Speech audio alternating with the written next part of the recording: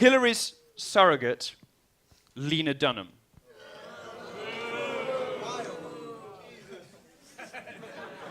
Is arguing against the existence of straight white men. This kind of ugly, hateful, sociopathic identity politics the left is obsessed with. At the same time, Hillary plots to flood the country with ISIS. What a mixed up world we live in. Feminists want rape culture while the Donald vows to protect them. Here's a taste of Hillary's America. It's Lena Dunham talking about the... I've asked my staff to pass out buckets. If you need them, they'll be coming around. Here's Lena Dunham talking about straight white men. How are you feeling about the extinction of white men? Well, white men are a problem. Straight white men are a big problem. That's for sure. But I actually feel pretty good about it. I think straight white guys have been screwing things up for long enough. High time for straight white males to step back and let some other people do it. That's my dad. Not cool. Not cool. Not cool. Now we've got to address one very serious topic, and that is the rigged election. Texas has had widespread problems with election rigging. Early voting machines seem to be switching votes. I wonder who could be behind it. Lucifer, otherwise known as George Soros. Americans are so concerned, rightly so, with voter fraud and computer voting without a paper trail that many are organizing exit poll organizations and operations like stopthesteal.org. On top of that, we know the technology companies are totally in the bag for Hillary. Eric Schmidt, Google executive, founded an entire operation designed to getting her into the White House. And every other social media company, every other technology company is in the bag for her too. Gerrymandering search results, messing with trending hashtags, pretending that stories aren't happening in trending topics on Facebook. We at Breitbart, of course, got the entire Facebook trending topics news team fired. So yes. But there's no reason to suppose the algorithms are going to do any better a job or any more honest a job than the people. The Clinton campaign, Facebook, Twitter are all BFFs. Every time a hashtag about one of Hillary's problems briefly trends, it is nuked, and someone at Twitter is fired for allowing it to ever appear in the first place. As if that weren't enough, the polls have been rigged so badly, they had to come up with the euphemism of enthusiasm gap. The enthusiasm gap, to explain why Trump was trailing Hillary, but she couldn't get 200 people out to his rallies, and Daddy had 30,000.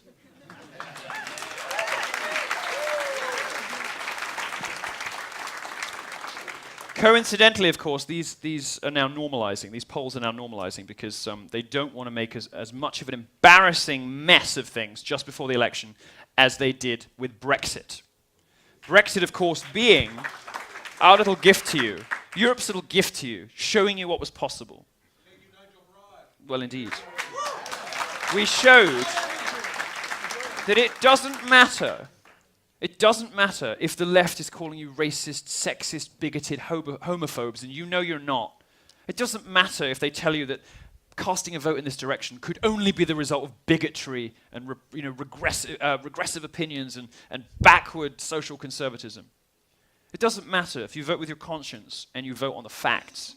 You can win and you can beat them. You can beat the vast architecture of the globalist establishment. You can do it.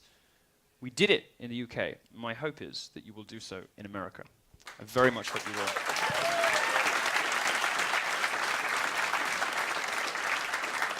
Now, the most egregious rigging of the election is, of course, by the media. The media used to be known as the Fourth Estate because it was the watchdog that kept an eye on government. Woodward, Bernstein, Watergate. Everybody remembers that. But that is the past. Now, the media is completely beholden to the Clintons. And we know from WikiLeaks, we know from all sorts of things. The press were reaching out to the Clinton campaign to ask if wording in stories was okay. Sending copy of the stories before it appeared. Not to check factual accuracy, but just to make sure nobody in the Clinton camp was offended. That's how deep it goes. That's how bad it is. Journalists at the New York Times were described as reliable people that they could always get a story out with. Maggie Haberman of the New York Times, who used to be at Politico. CNN, of course, hosted Donna Brazil, just to give you an indication of the closeness of this campaign with the media. Donna Brazil was a CNN contributor at the same time as working for Hillary, because of course that makes total sense. The Clinton News Network would of course employ her. Feeding Hillary debate questions. How badly do you think she's going to do when she doesn't have a heads up? Well, I think we know actually. We know from Benghazi. Right. We know just how badly she does when she doesn't get a heads up.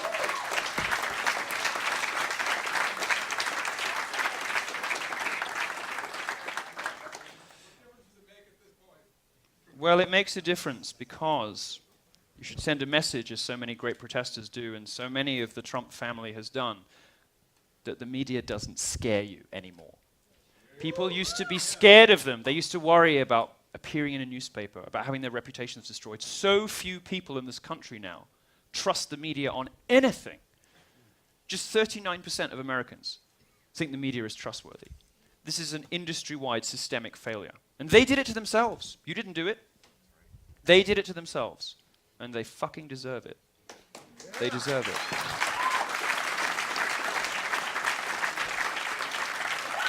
So, this is what we mean by rigged.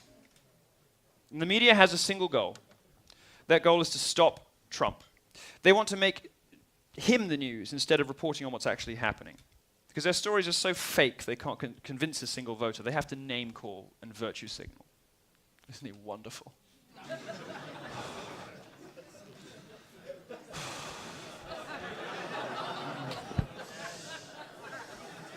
Sit down. Sit down. Let's sit down. What a hero. What a hero. What a hero. Here, have some hats.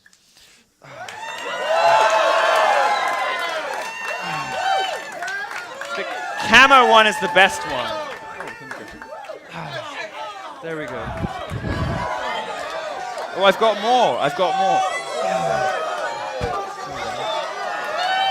I've got more. I've got more.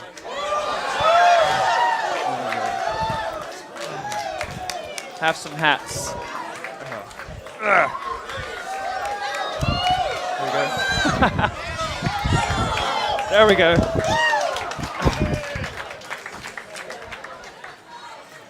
You can thank the Trump campaign who brought those for you. I think they're here. Thank you guys.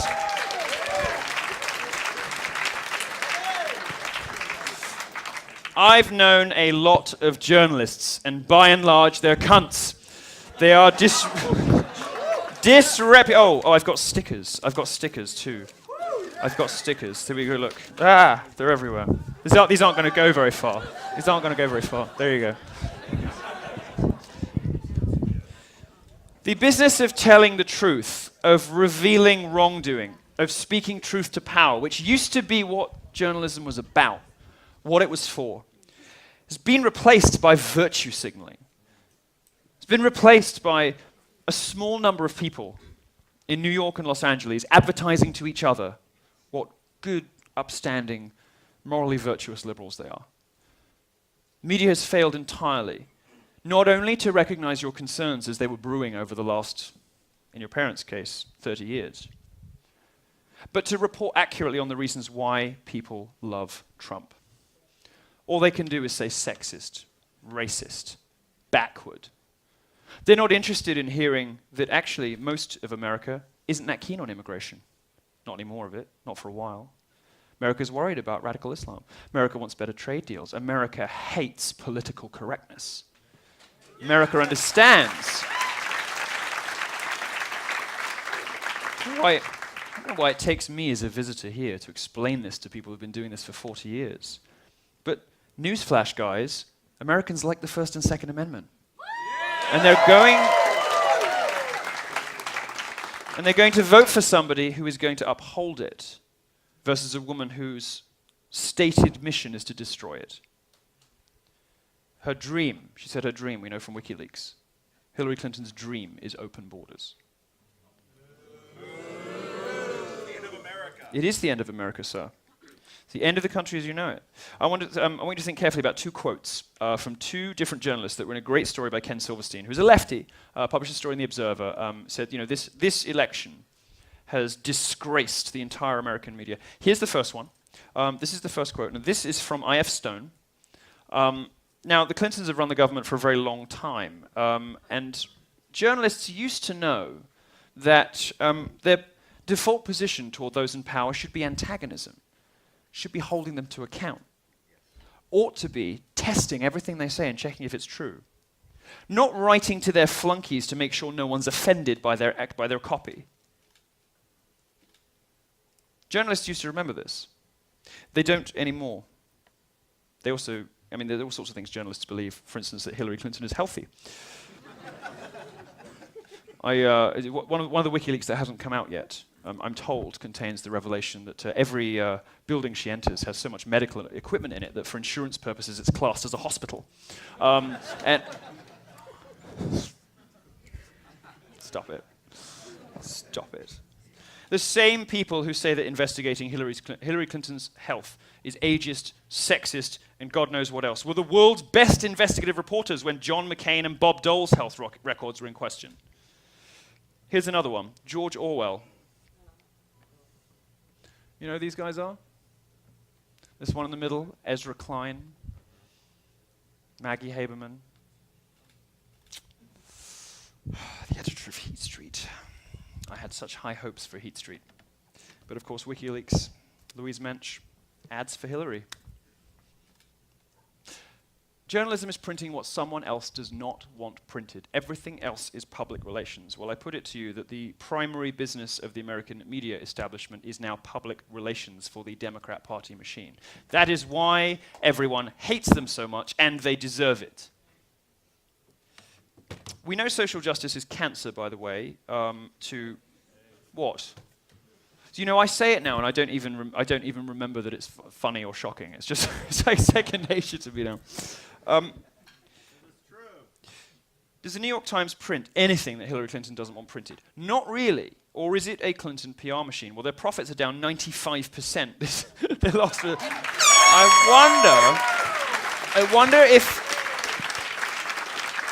I wonder if being part of Team Hillary had anything to do with that, because we know that social justice is cancer to business.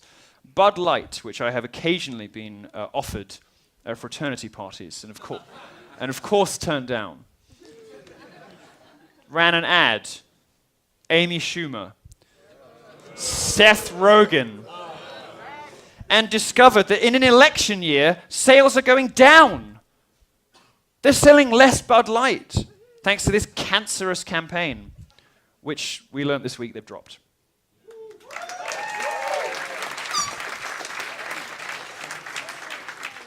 Now, George Orwell represented an older type of liberal, one who thought that free speech, a free society, and a free press were big positives of Western civilization. He wrote 1984 as a warning of what could happen. Liberals use it more as an instruction manual. As an example of how bad the media is, I'm going to play you a little clip of a BBC interviewer who asked me, Do you consider yourself a white nationalist? they're asking, so what's the alt-right? What's the big deal about Isn't Trump? that What do people think about some it? people would think of when they hear of you don't like the changing face of places like No, I'm London, talking you about don't like- culture, you don't not like race. Muslims coming in. No, I'm talking about culture, not race, and it's typical of someone like the BBC to try to conflate the two, because I'm what they want to asking you a do, question. what they want to do is to suggest that if you're proud of your country and the ideals on which your country is founded, that somehow makes you a racist. It doesn't. I'm not talking about skin color. I don't care about skin color. All my boyfriends are black. I don't give a toss about skin color. What I do care about is values and ideas. And the regressive social attitudes of Muslims in the West are terrifying, absolutely terrifying.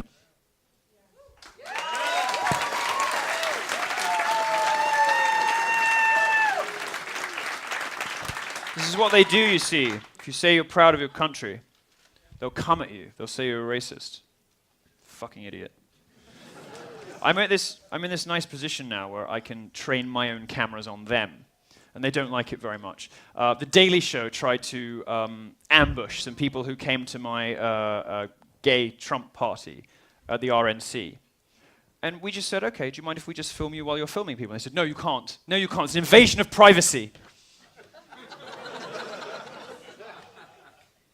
No.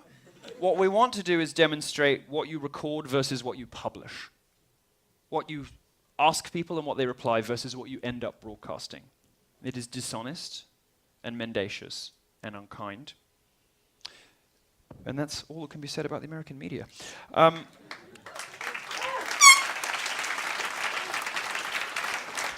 I do want to talk briefly about gays and Islam. This is my favorite subject. Well, it's not really my favorite subject. It's not a particularly pleasant subject. But just as an illustration of the insanity of the progressive left, the way we know that Hillary isn't a real progressive, she's just a sort of power-hungry vacuum of morality, masquerading as a progressive, is this identity politics stuff the left does, trying to pit us all against each other. Pitting blacks against Hispanics, trannies against drag queens. Well, they haven't done that yet, but it's coming. And gays against Muslims. They've decided they prefer Islam to homosexuality. Apparently, people like me have too much white privilege. We're not oppressed enough anymore. And they want to pander to it. And they want more Orlandos. And you know, you have Nobel Prize winners like Malala. Now, I'm sorry, I think that little bitch needs a slap. Malala, oh my goodness, spouting those UN talking points her dad wrote for her. And she says things like, oh, well, if people weren't so mean to Muslims, there wouldn't be terrorism. That sounds like a threat. Anyway. Gays and lesbians have to wake up to the fact that Hillary Clinton is not your friend and the Democrat Party will not save you.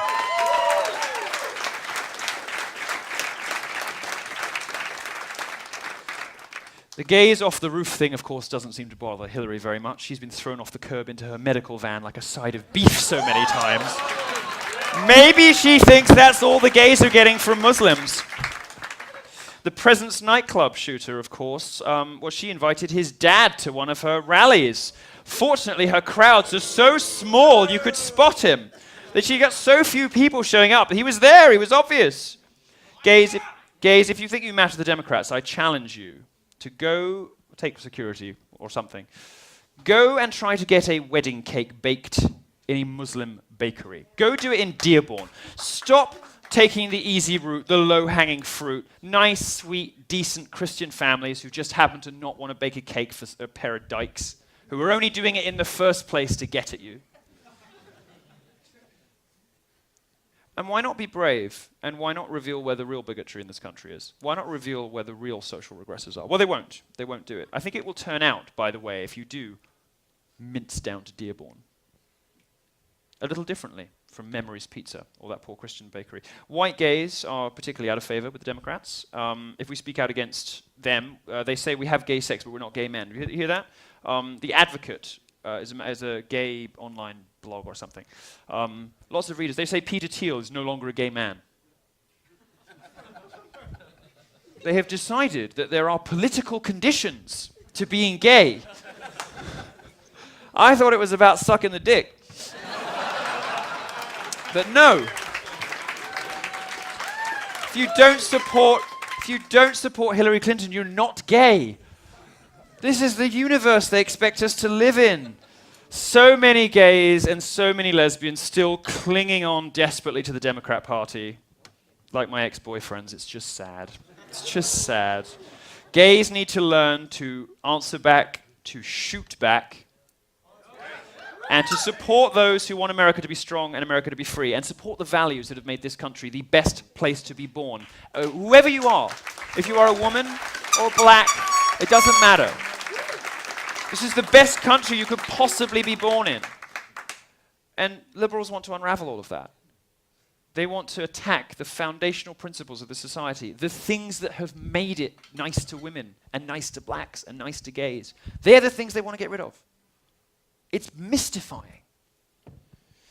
Now, gays are smart. We're cleverer than you. Above average IQ, I'm sorry to tell you. And we have high potential in every field, like Peter Thiel. Bravely stood up, not just to mainstream gay culture, but also to Silicon Valley. He's been attacked on two fronts.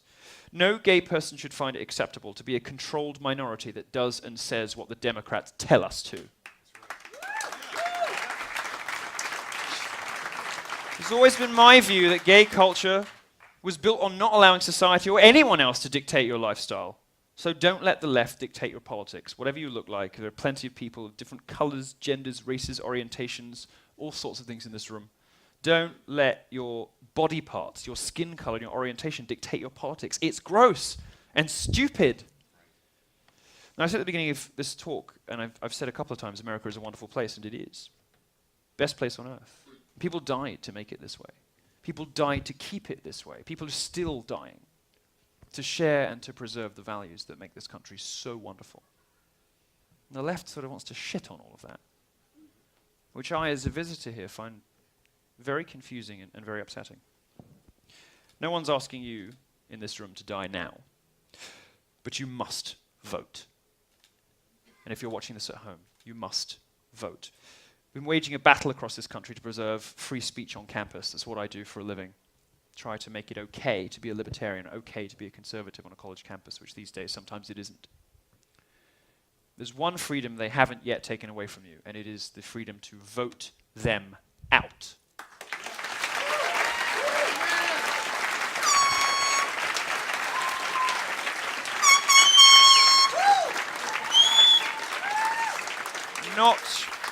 I'm not going to predict the results of Tuesday's election. Journalists get themselves into trouble when they start predicting things. They tend to be catastrophically wrong. Nate Silver, for instance, who apparently was right about something once, about 7 years ago. Not very much since. The media, of course, predicted that Donald Trump wouldn't win a single primary. Remember that? Good old friends Rick Wilson, Bill Kristol. Sticking with my prediction, Trump will win no caucuses or primaries and will be behind Ron Paul 2012. Dear, oh dear. But signs are very positive for Daddy. They really are. The polls are changing rapidly. Trump has broken 50% of decided voters, according to Rasmussen. He's eliminated a vast deficit in Virginia, and out of nowhere, Pennsylvania is suddenly in play again. Things are happening that even his most fervent, devoted supporters 2 weeks ago wouldn't have believed, and they're happening now. Trump has massive overflow crowds everywhere he goes. Even Governor Pence is filling rooms. Hillary can get together about as many people as will fit in an emergency room. The media, the pollsters, and the Clintons are scared, which is exactly where you want them. They're terrified. Very scared. Now it's up to you, the voters. Get out, make your voice heard, advocate for your values, and make America great again. Thank you very much.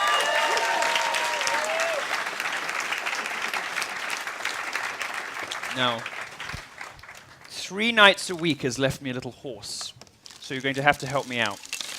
Oh God, what's this? Oh, well, maybe if you don't want to sing, you can suck on things instead. It's not what you think. There we go. Look at this stuff. I can't eat this. It's for... There we go. This is much easier than doing speeches. I should just throw out candy. Thank you.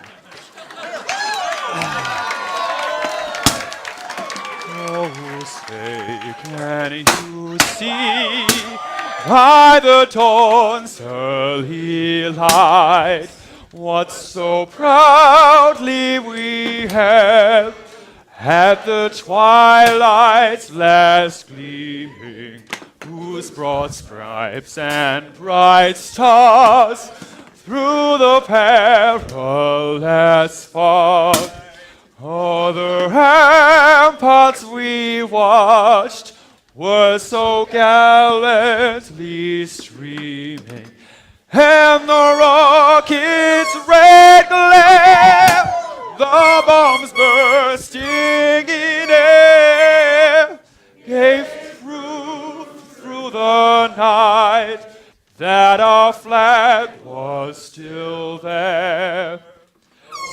Say, does that star-spangled banner yet wave for the land of the free and the hope of the brave.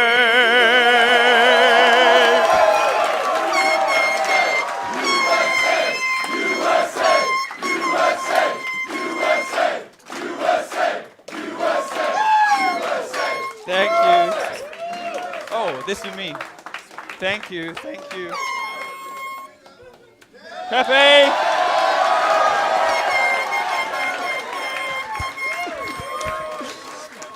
Well, now we've made enough of a mess. I'm happy to take some questions. Thank you very much, and by the way, Bill Clinton is a rapist.